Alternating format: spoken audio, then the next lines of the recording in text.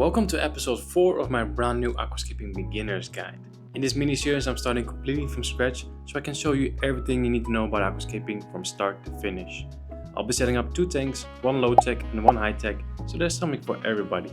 I'll show you what equipment you need, how to create nice hardscapes and select the right plants, how to deal with algae and just general maintenance. If you want to start aquascaping or just get better at it, then this one is for you.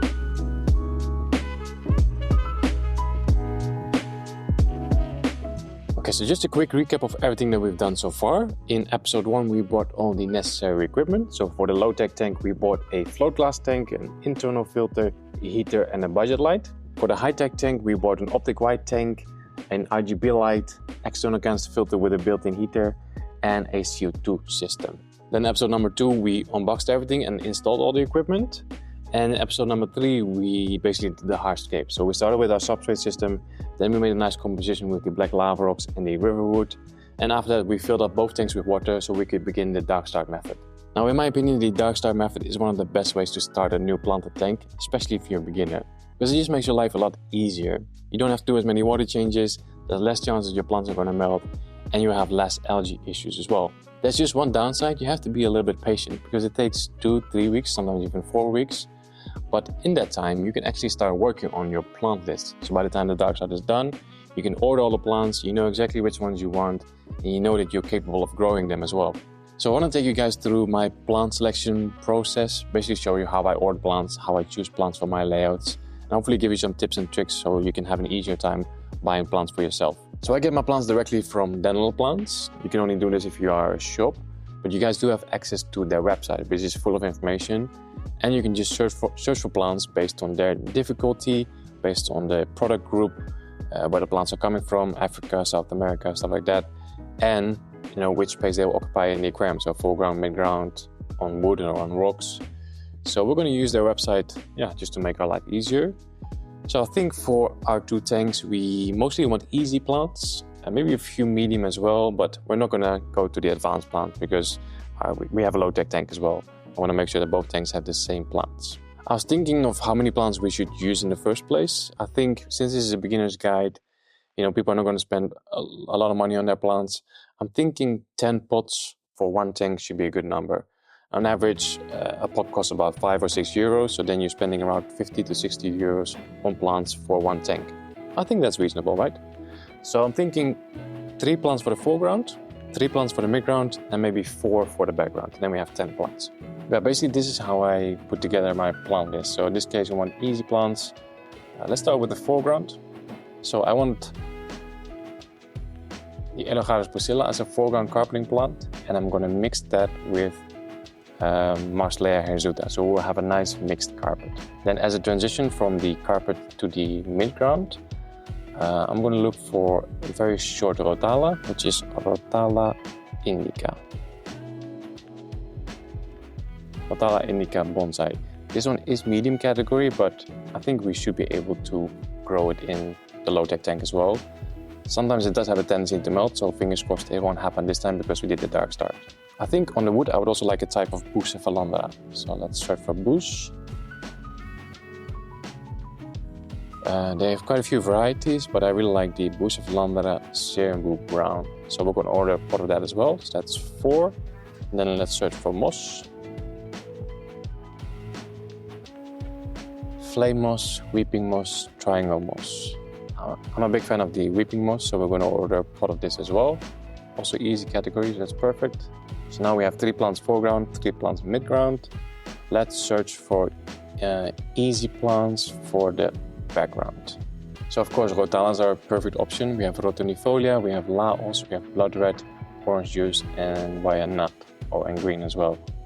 I quite like the Rotala rotonifolia laos. A very easy one, but it has a nice color. So 1 pot of that. I'm looking for Ludwigia.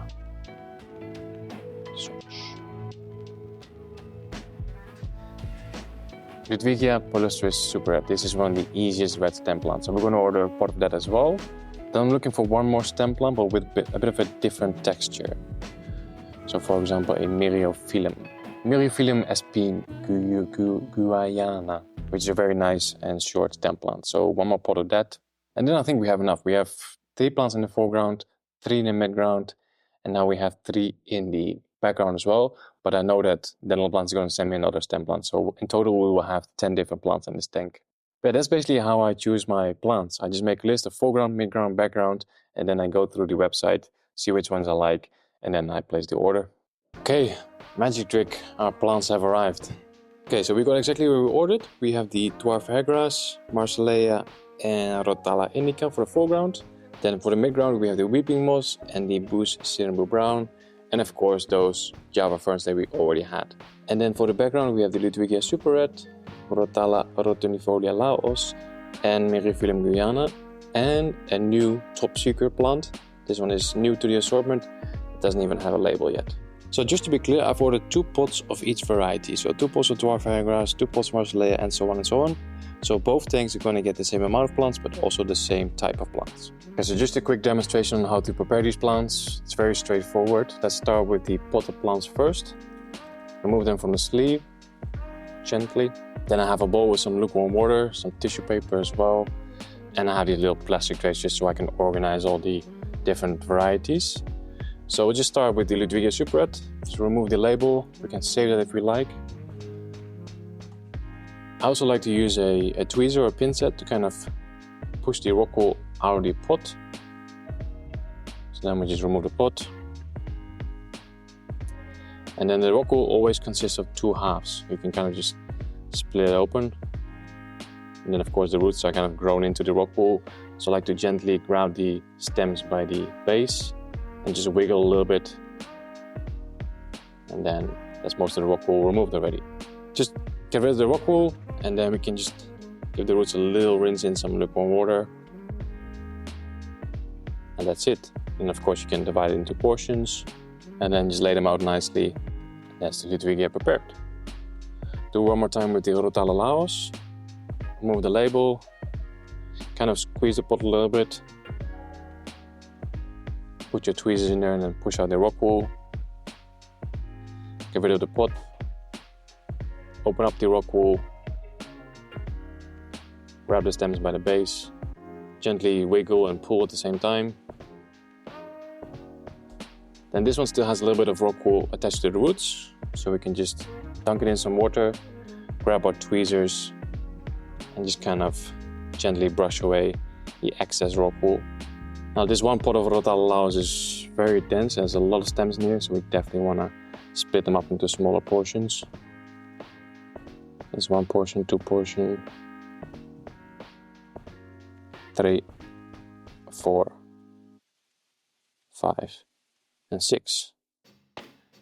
Perfect. I'll just quickly finish those and then we can move on to the tissue culture plants.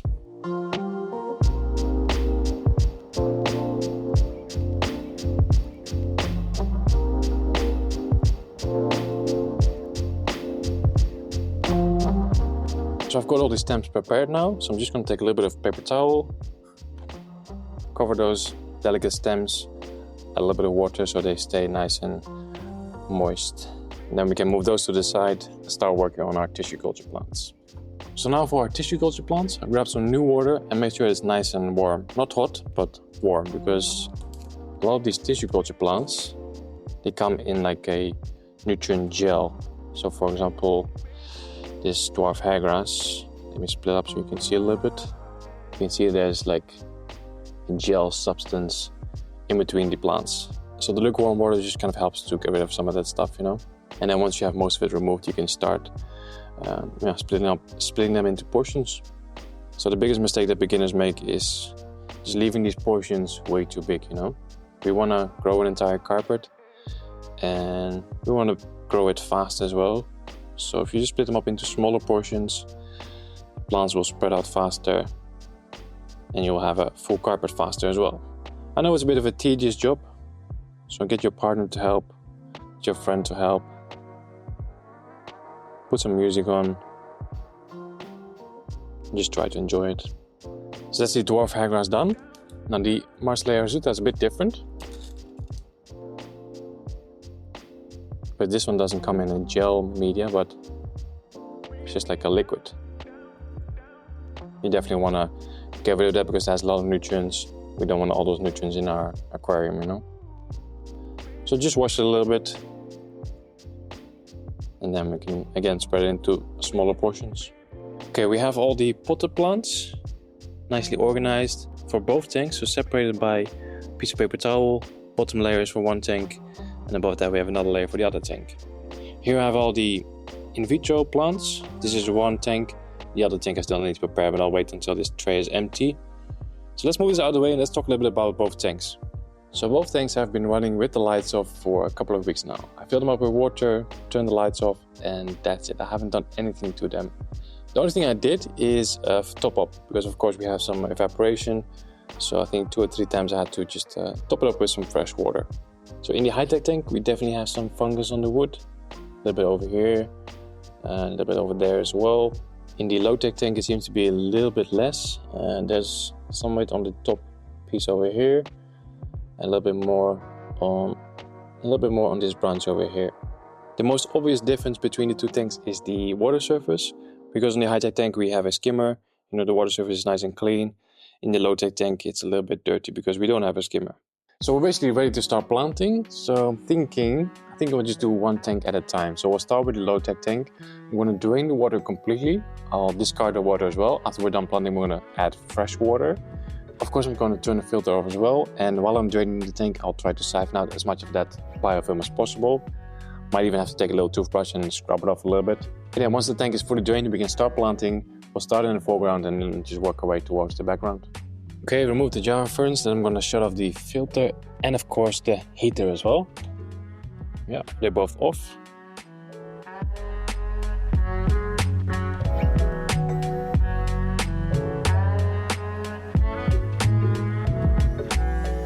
Here's a little pro tip.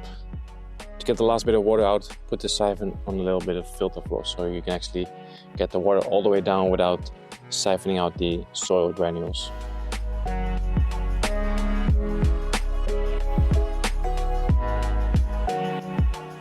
Here we go, first plant going in, dwarf hairgrass.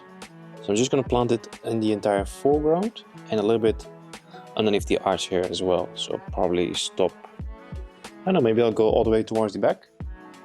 We could try that, stop here.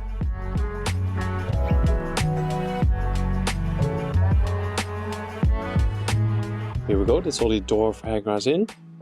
So with just one pot, we've managed to cover quite a big surface area. Of course, there's some big gaps in between there as well, but we're now going to fill that in with the Marsilea hirsuta.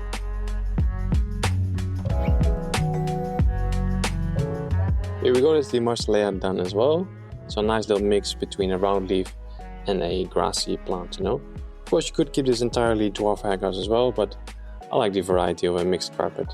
Then we have the Rotala bonsai. I mean, we chose it as a foreground plant, but it kind of became more of a mid-ground plant now. Now, I usually don't have a lot of luck with this plant, but I'm hoping that because we've now done the dark start, it will not melt. Then we can move on to the Bucephalandra. So these look best between rocks and wood, you know, it just looks very natural. So these cannot be planted into the substrate, they have to grow on hardscape. If you plant it in the substrate, they will rot. And you can definitely try to use a little bit of gel super glue to attach them to the hardscape. But I would like to try it without. I'm going to do the same thing with the weeping moss, just small portions, and wedge them in between rocks and wood.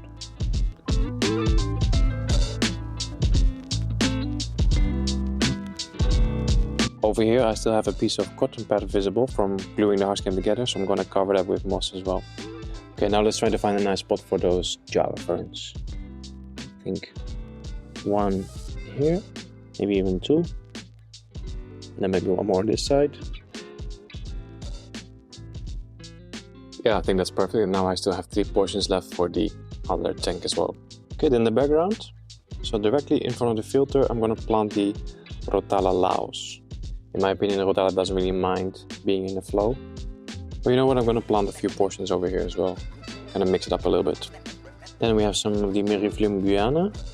And I'm also planting one portion of the Ludwigia Super Red in here, so we also have some color. But all the other portions of Ludwigia will go right in front of this big filter, so we can hide it. Now lastly, we have our mystery stem plant. It's not a mystery, this is actually Ludwigia Palustris Green, which is a new plant in the Dennerle plants assortment, which will be released soon, but probably when this video is out, it will already be released. So Ludwigia Plus Green is basically the same one as this, the Ludwigia Super Red, but just green. Here we go, that's our low-tech tank fully planted and looking really good already.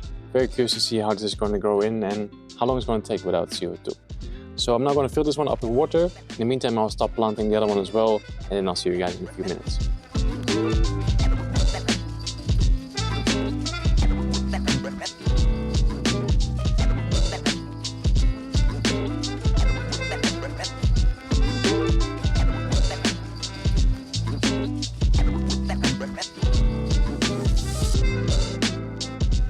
Here we go, both tanks fully planted and up and running again. The only thing left to do now is to set up the CO2 system for the high-tech tank, and after that we can just sit back, relax and watch the plants grow. So I just realized I forgot 2 items which we should have bought in episode number 1. The first item is a smart socket. We can also use an analog timer if you're old school. We just need this to make a schedule for our CO2 system. I'm starting mine 2 hours before the lights turn on, and it switches off 1 hour before the lights turn off. Once the solenoid valve is plugged into the timer, we can open the needle valve to start a flow of CO2.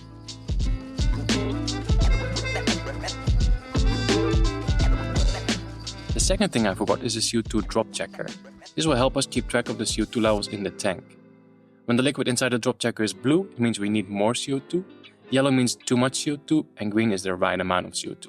But that's it for the 4th episode of the 2025 Aquascaping Beginners Guide. In the next one, we're going to see how the tanks have developed after a few weeks, and we're adding in the fish.